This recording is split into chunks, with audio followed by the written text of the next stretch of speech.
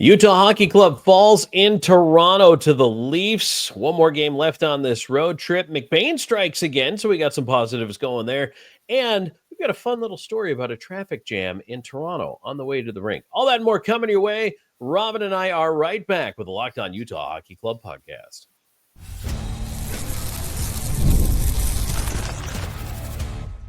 You are Locked On Utah Hockey Club, your daily podcast on the Utah Hockey Club, part of the Locked On Podcast Network, your team every day.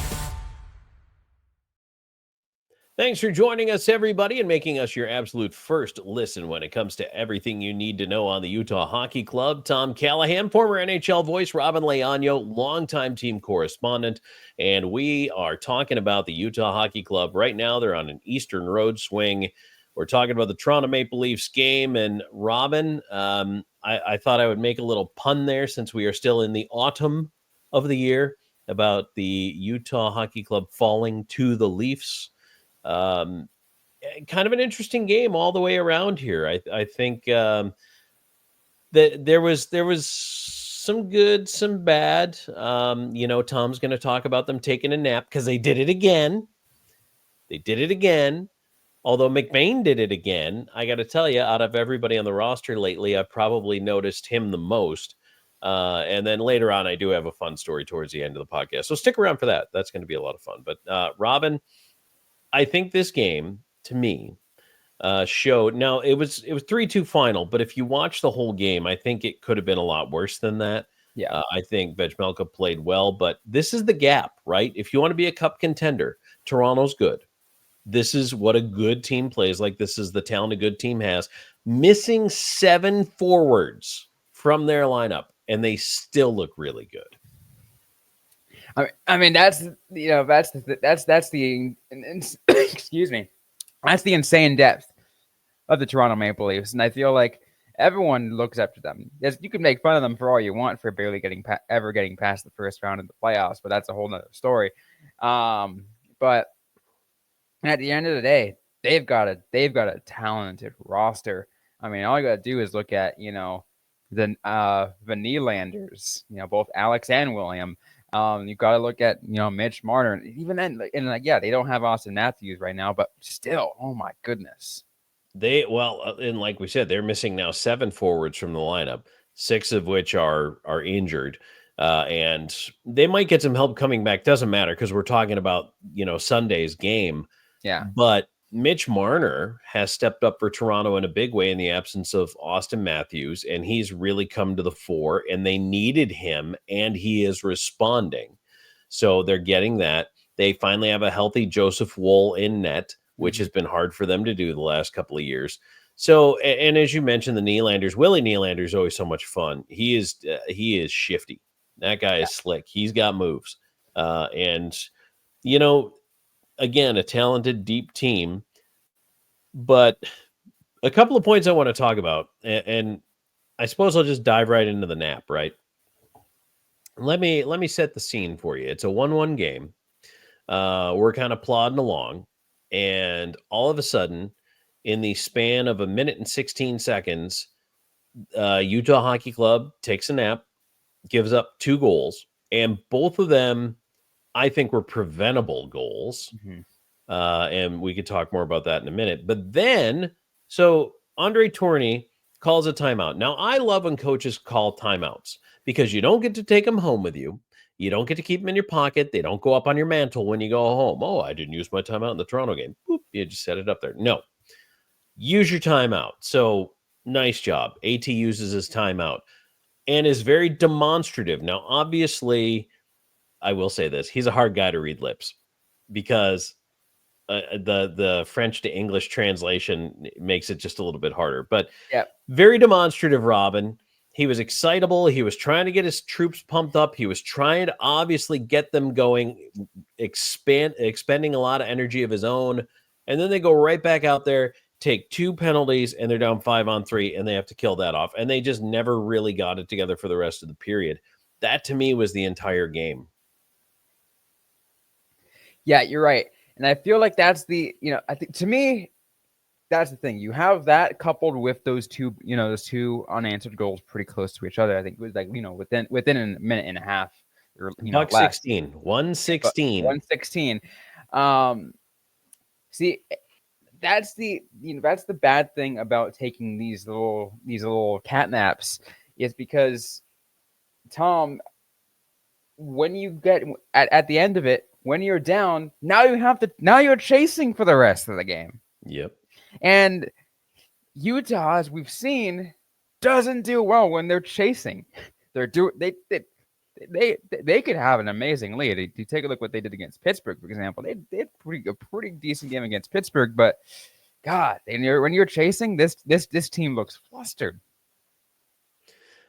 And look, no team looks good chasing a game, okay? Because you get desperate, you try to stretch more, you make uncharacteristic plays, you hurry things, you think you have to do it all in one play, which you don't. You can't score 2 goals in the same shot. You have to stick to your system. You have to employ what works for you.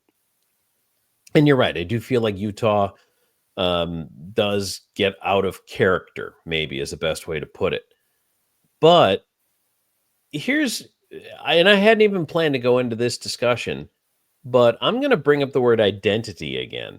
And we have not talked about a team identity in a while. We did at the beginning of the year. We talked about it coming into the season, because every year you kind of get to remake yourself a little bit. Yeah.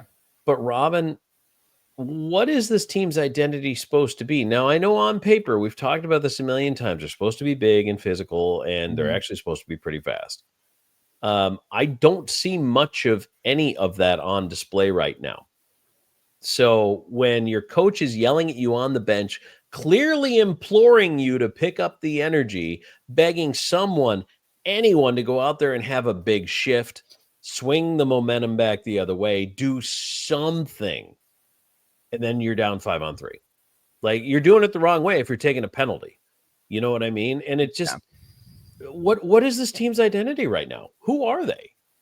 That's a big question. I feel like it almost feels like even they really don't know who they are right now. That's what it feels like, and that's not a good thing. And we take a look at, again, and you mentioned it. On paper, this team is supposed to be a powerful, physical, big-sized, but also fast team. But I feel like they have at some point kind of put that to the back burner, the physicality to the back burner, and they focus, and like, you know what? Let's focus on these skill players. Let's look at Logan Cooley and Dylan Gunther. Let's do what they're doing, which is great. You need those players, but you also need the other guys too. Well, they can still play big too. Cooley can throw a hit, of course, but like, he can go out there and do it. Gunther can throw a hit. They can go out and stir the pot. They don't have to blow guys through the glass, but you do have to finish your checks. Every player, whether tiny and skilled or huge and lumbering, you need to finish your check. And they're not doing that. Certainly not on a regular basis. One shift here, one shift there.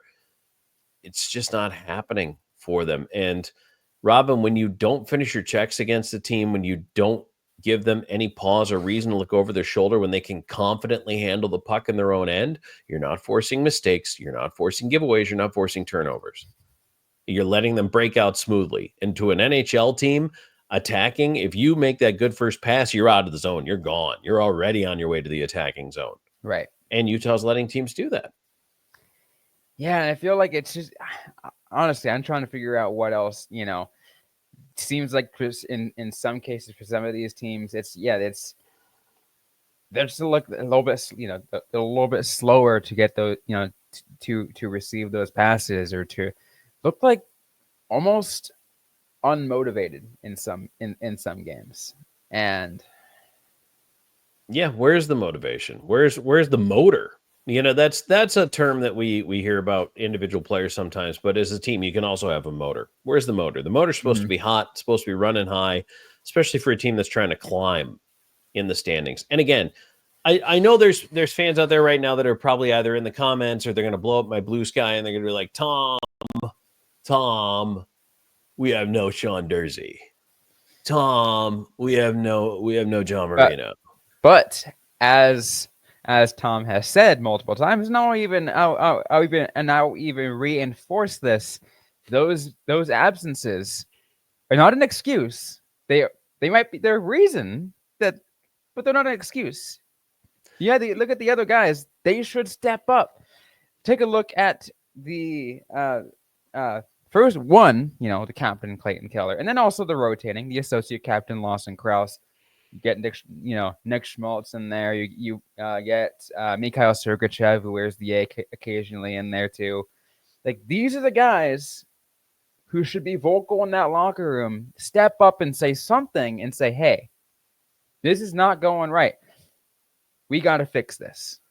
Krause did try to stir the pot a little bit when it felt like it was getting away from Utah Hockey Club. So at least I give him credit for that. But here's the thing, Robin, when you're missing, and look, did the Leafs sit there and go, oh, missing 7 forwards? We're not going to win this game. No, they went out and they had guys step into the void. And to me, for a Utah Hockey Club that we've discussed this, you're missing those 2 guys, but you still have everybody else. They should be playing bigger in their absence. They should be throwing more checks. They should be a harder team to play against. I feel like it's there on paper, but for whatever reason, it's not there in their heart. It's not there in their mind right now. And I don't know what the answer is. I think, I said I wasn't going to say it. You and I talked about it before the show, but I'm starting to wonder about the coaching a little bit. And I love Andre Tourigny. I really do. But it's been 4 years, 3 years, 4 years of the same. This is 4th season. Yeah. It's the same thing. So, and he's clearly trying. And he is clearly frustrated with what he's getting.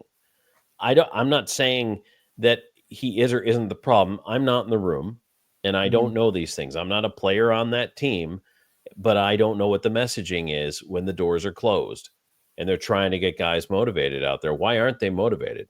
You make a ton of money to play a game. A lot of other teams don't have a motivation problem. So you mentioned that, and I feel like there's a decent amount of fans in our comments on YouTube, and a couple might even reaching out to us personally on our social media handles about their concerns about the coaching as well, and looking at that. But that could be one thing. But I also will add this, and it kind of is to add on a thought I just said earlier, Tom. And again, maybe I don't know, because maybe I don't hear. Of course, we don't hear about these all the time. But I kind of would hope to hear at least, hey, this is actually what's going on. At some point, whether it's Keller or Krause or somebody, calls but mostly, of course, behind closed doors, players only meeting. Kind of separate yourself from the management, from the coaches. None of that. Just the players and to get together in one room and figure out what's going on with each other. Something in this mix is not right. It's not. Well, I'll tell you who is right in the mix right now. We got to talk about McBain, and we got to talk about a couple other guys out there. Again, I thought Krause did well. And then I have this fun little anecdote about what happened on the way to the game for them on Sunday. So that's something I also want to get to. All right, let's talk about that here in just a moment. This is the Locked On Utah Hockey Club podcast.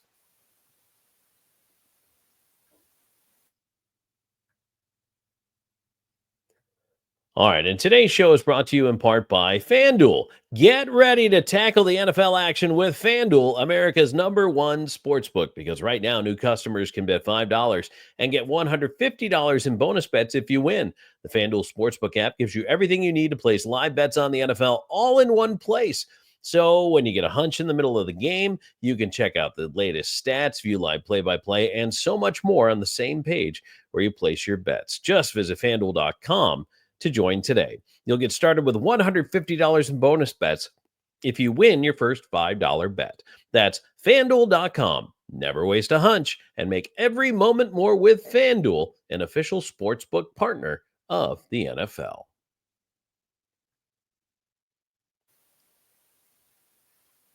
Rob and I spent my Sunday not having to watch the Bills. They're in the bye week. So I watched Red Zone, and I got to tell you, anyone who correctly guessed how half of these games ended today made a pile of money on FanDuel because it was all over the map craziness. It was up, it was down.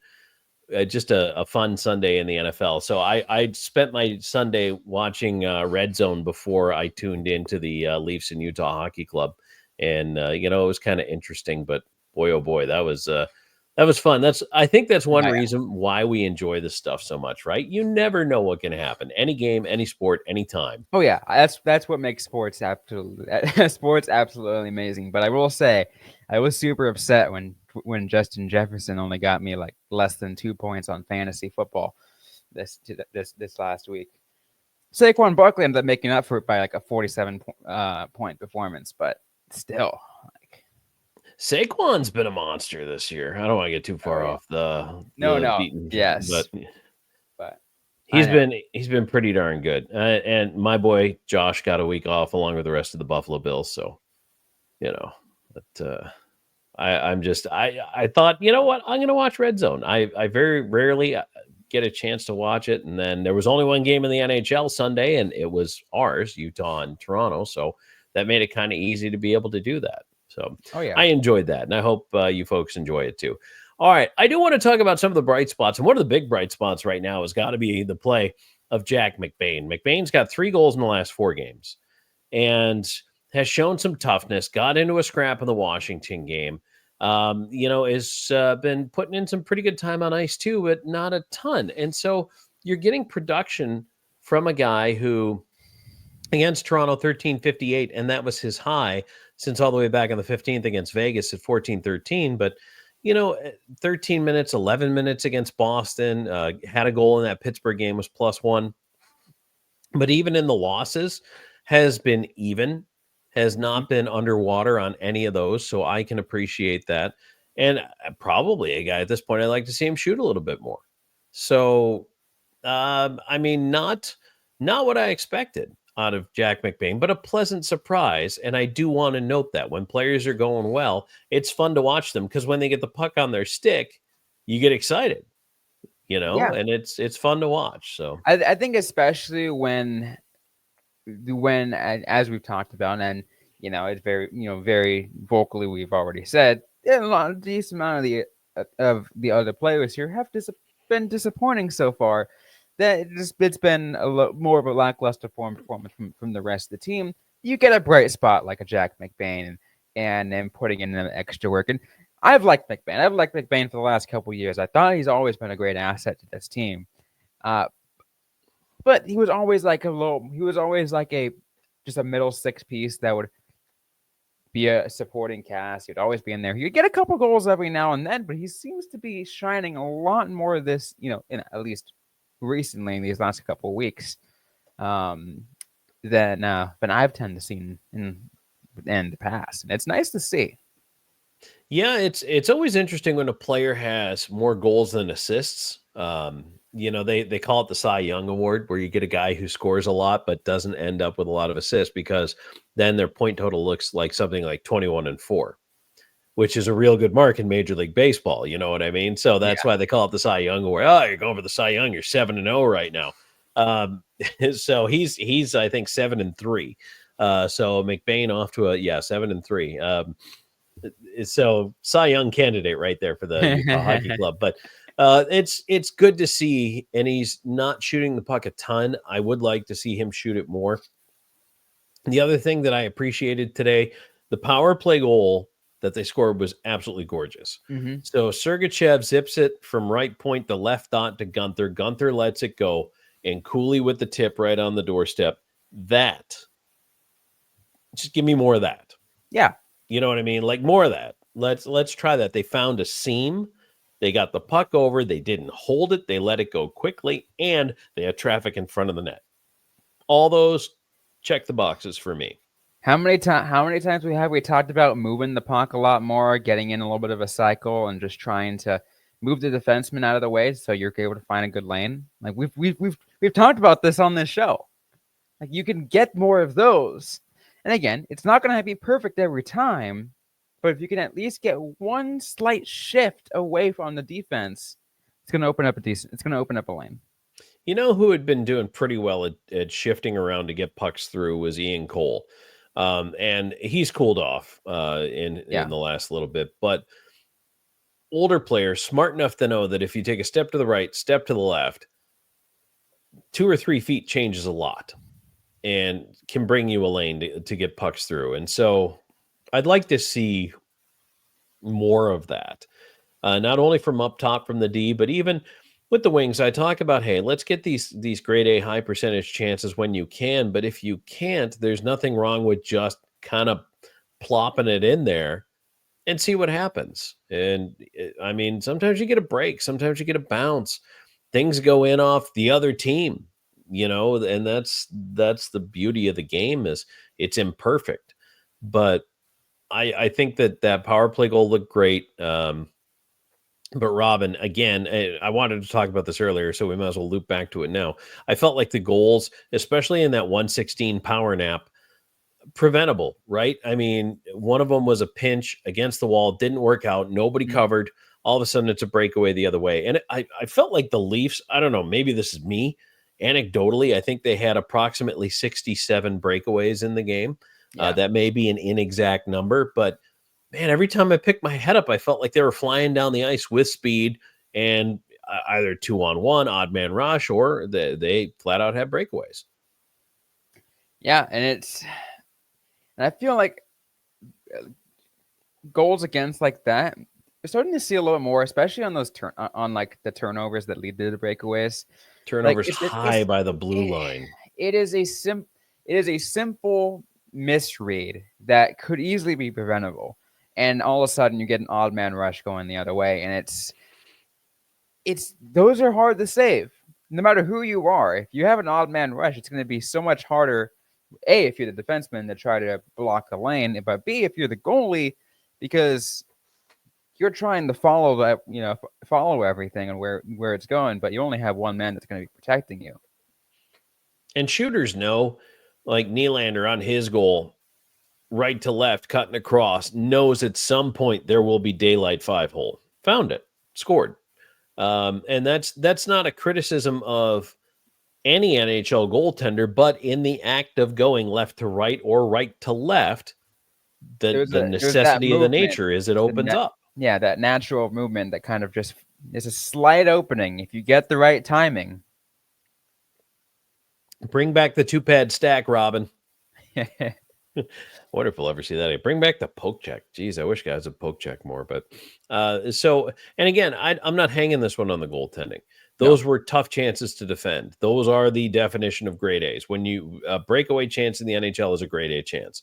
So to me, it's just, whether it's learning or adaptation or, even if you're going to pinch, here's the thing. If you're a defenseman, you're going to pinch and you're trying to make the read on the wall, you need to know that the center is going to come back and support you, and your D partner is already going to give up the zone to back you up just in case. Now, I'm not saying they got to go all the way back to center ice, but they got to at least be ready to pull out of the zone just in case you don't get it. And I think that Utah didn't read that all the way around, whether it was miscommunication or just, again, taking a nap. They're not making those reads. They're not supporting each other, especially in the offensive zone. It leads to those chances going the other way.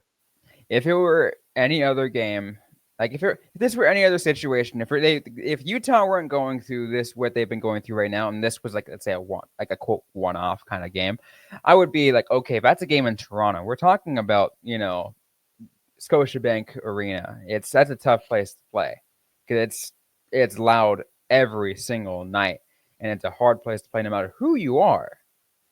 But we've been seeing a lot more of this everywhere else. So I can't draw it up to that. Is it part of a reason? Sure. Again, because for the reasons I just said. But there's so many other issues going at hand with that. Yeah, no, there absolutely are. But why don't we wrap this up, Tom? I know you have some final thoughts and some other anecdotes you want to share, but let's go ahead and do that right after this. Hey, and today's episode is brought to you by Prize Picks. Prize Picks is the best place to get real money sports action. With over 10 million members and billions of dollars and awarded winnings, Prize Picks has made daily fantasy sports accessible to all. You just pick more or less on at least 2 players for a shot to win up to 100 times your cash. Run your game all season long on Prize Picks. Prize Picks is the best place to get real money sports action, so join over 10 million members and sign up today. They invented the flex play, which means you can still cash out if your lineup isn't perfect. You can double your lineup.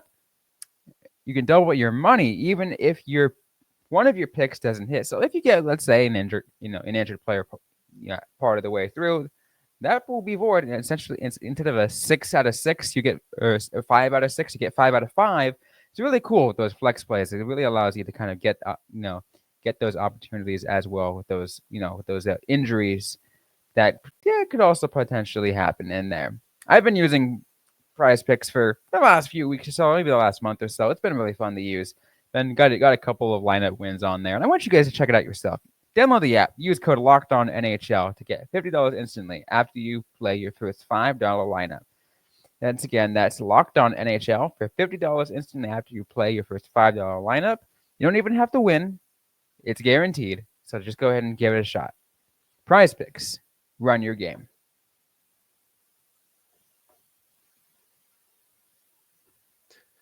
All right, Robin, 2 things I want to relate that I think are absolutely a lot of fun. Number one, if you look at the Maple Leafs jersey, and this has been the last, I don't know, probably, I want to say 2 years, maybe 3 years now that we've had jersey sponsors. Yep. The Maple Leafs have been sponsored by milk, right? Toronto dairy farmers, area dairy farm, might be like Ontario or even Canadian dairy farmers, but on their jersey, it just simply says milk. Well, some genius in the Toronto front office went out and snagged a helmet sponsor this year from Oreos. So the helmets say Oreos and the jerseys say milk. That is perfect. I love that. That is so well done. Milk and cookies. How can you not make that happen? So yes, Oreo on the helmet and milk on the jersey. So that one's pretty cool. Are you trying to say the Toronto Maple Leafs are trying to gain some favorability of Santa Claus? I was going to say that's actually a good Santa snack right there. So yeah, absolutely. I'm a double stuff Oreo guy. So if anybody's planning, or you know what, they only bring them out at Christmas, but I love these, the white fudge covered Oreos. Those are so good. All right, Robin, favorite cookie? Any cookie, just favorite cookie. You can never go wrong with classic chocolate chip. Okay, I agree. I like a good peanut butter chocolate chip, which are kind of hard to find. Mm-hmm. But I am ready for my unpopular opinion. Oatmeal raisin. Interesting. I like oatmeal raisin. So throw some walnuts in there, a little cinnamon. I do a little bit of walnut in my chocolate chip. Oh, that's nice. Crush the walnut. Yeah, really, that's like not chunks, but you crush it in there. Kind of bakes it into the flavor. Okay. I don't mind that. I don't mind that at all. All right, I like where you're going with that. So now that we all want cookies, and you can go buy some milk, unless you're me and you're lactose intolerant, you can go buy some milk. Too. I'll get oat milk. Yeah, it's it's the world we live in. And cookies and water doesn't have the same ring. Okay, no. So this is an interesting little story that I wanted to tell about the Utah Hockey Club on their way to the game Sunday. So this is pretty interesting because for those who don't know, generally when you go into a town, so if you're an NHL team, you travel into a town the day before, or if you played the previous night, you fly immediately out after the game. So playing back-to-back like this, you fly the night of the game, you end up in Toronto, you bust to your hotel. The hotel in Toronto is not that far from the rink, but it's far enough that it requires a bus. So generally there's 2 buses most of the time. There's an early and a late bus. Some cities there was only 1 bus. And depending on traffic and the reasons why, that's generally it. Like in New York, there's really only ever one bus to go to an arena. So in Yeah. Toronto, they're heading Utah Hockey Club from their hotel to the arena, Scotiabank Center. Almost called it Air Canada Center. And Robin, wouldn't you know it, they run into traffic. Traffic so bad that it's a complete standstill.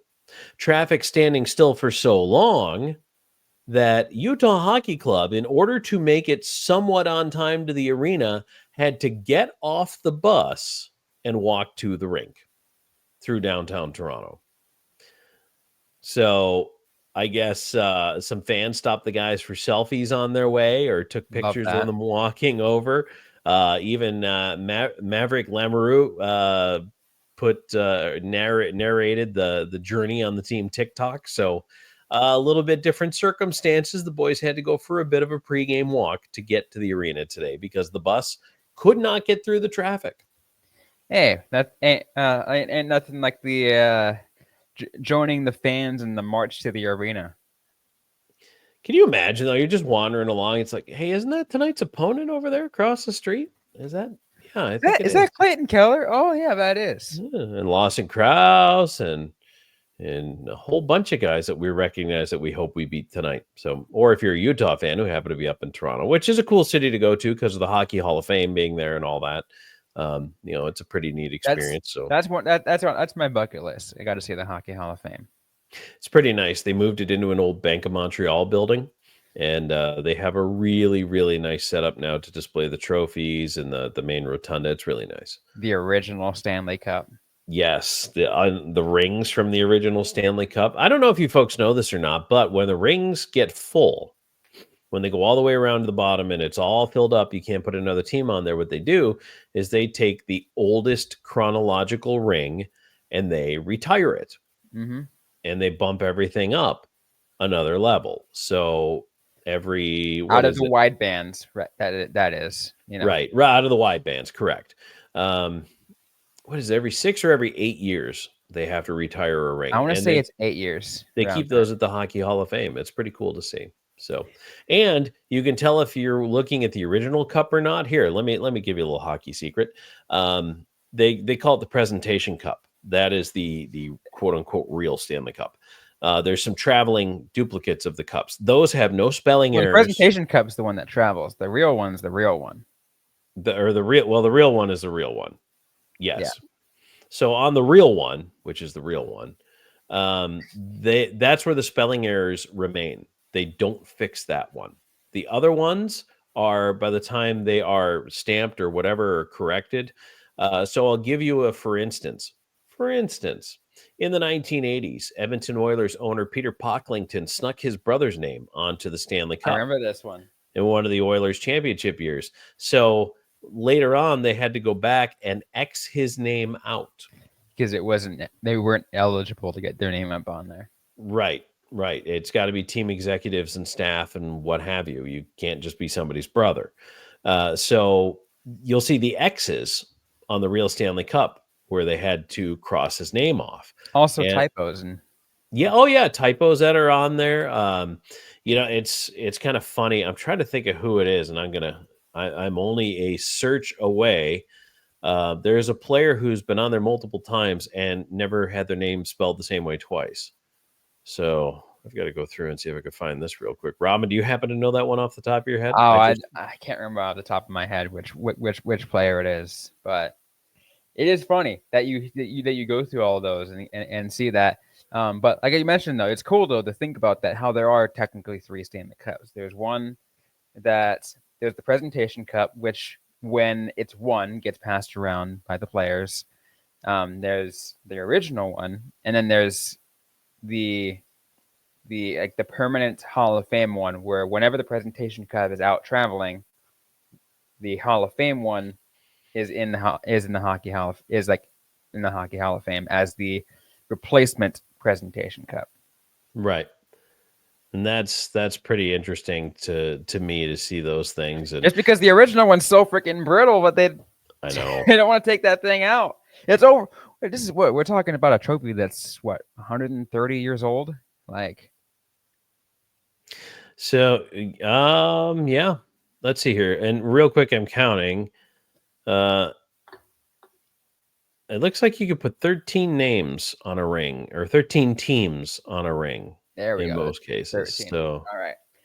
But yeah, I think it's I think it's on my my goal to be to check out the Hockey Hall of Fame in general, though. Hey, you'll might be able to catch maybe a glimpse of something from Utah over there. Should be something. Shea Weber. Yeah, why not? Shea Weber's a Utah Hockey Hall of Fame member. Utah great, Shea Weber. Gotta love that. Yep, I do. I enjoy that very Um, much. So that's but it wasn't a great trip in this time. You end up losing 3-2. Yeah. At the end of the day, Yeah. Robin, when you look back at this game, that was the one that I called it, that I felt like even though Toronto was down 7 forwards, I still thought that was the game that was they could surprise and win, but I felt like it was the most likely loss out of the 4. And now you get to finish up with Montreal. Montreal's struggling, and we'll talk a little bit more about that in a preview. But you know what? I mean, they still have a chance to make it a pretty decent road trip. But boy, there was part of me that was hoping beyond hope that they were going to find a way to get some points tonight. I mean, that was always the hope. I think and again, especially with how they played against Pittsburgh, right? Right. And again, Pittsburgh wasn't a great team, but still, when you beat them by that much, right? It's like, okay, like maybe they're getting back in the swing of things. Right. Maybe they're looking a lot better, because that was a nice win, and then this happens. But yeah, it felt good, right? The puck's going in the net. It feels like it's the size of a soccer goal, and just things are finding the twine. And it's so, but you're right. That's the kind of game where you think, oh, well, if we kind of capture this magic and carry it forward, that's going to look real nice.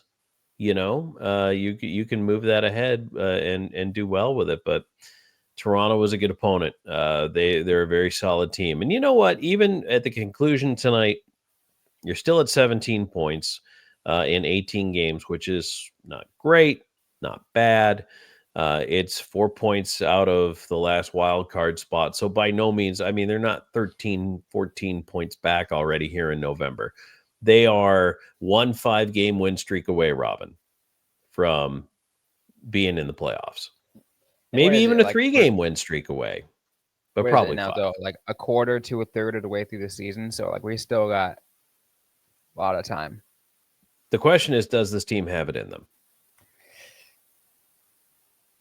That is the question, and we'll have to find out. We'll guide you guys through it. That's what we're here for. That's right. So, all right. Well, I think I've dropped all my stories, my notes, my nuggets, everything I've got from Toronto. I love that. Well, in that case, that's going to be it for this episode of the Locked On Utah Hockey Club podcast. If you like what you heard, don't forget to leave a review, give us a comment, drop a like, subscribe if you have yet to already. We are available everywhere you get your podcasts, including on YouTube, which, by the way, if you do subscribe on YouTube, hit the notification bell so you get notified every single new episode drop, so you will never miss a beat of Locked On UHC action. But also don't get to interact with us on social media. We are on Instagram, Threads, and X at LO_NHL Utah. Also on Blue Sky at Locked On Utah Hockey. I'm personally at Robin_Leonio on X and at Robin Icetime on Blue Sky. Tom? I am at Callahan on air on X, and I am at tomtalks.bluesky.app, I think it is. .bsky.app. Yeah, whatever. However that one. I think it's the social. Naming convention. BSKY. Yeah. BLSKY social or something like that. But yeah, anyways. Once again, thanks everyone for listening to this episode, and we'll see you guys next time.